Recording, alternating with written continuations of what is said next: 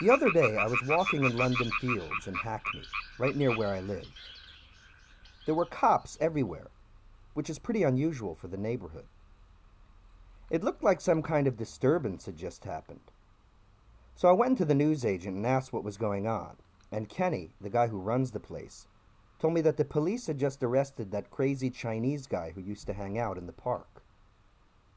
He'd buy that cheap beer from the off-license. You know, the one that's like 10% alcohol? And then hide in the bushes and sing Chinese songs all day.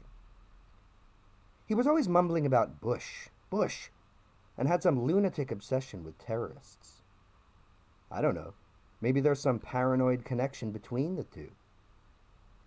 And he was constantly muttering something about holes in the ground. I thought the guy was nuts, and he was totally obsessed with that cute Polish woman, Jenny. You know, the one who works in the coffee shop on Mare Street. But then I noticed something interesting.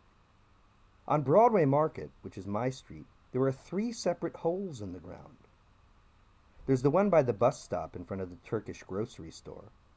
Then there's the one near that shop that sells the overpriced sofas to all the yuppies. And then there's a gigantic hole in front of the cost cutter. The city is full of holes. And then my mind began to make the connections.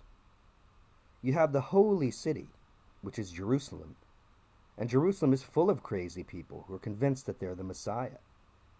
It's called the Jerusalem Syndrome. Then there's something called Stockholm Syndrome, when hostages fall in love with their kidnappers. Stockholm. Home. And what about all that holistic health stuff that those nutjob hippies are always going on about?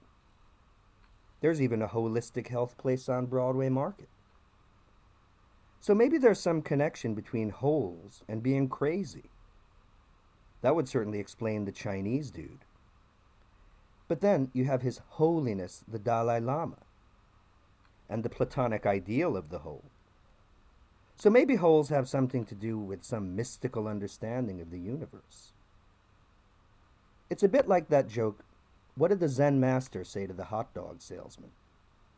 Make me one with everything. But don't ask me.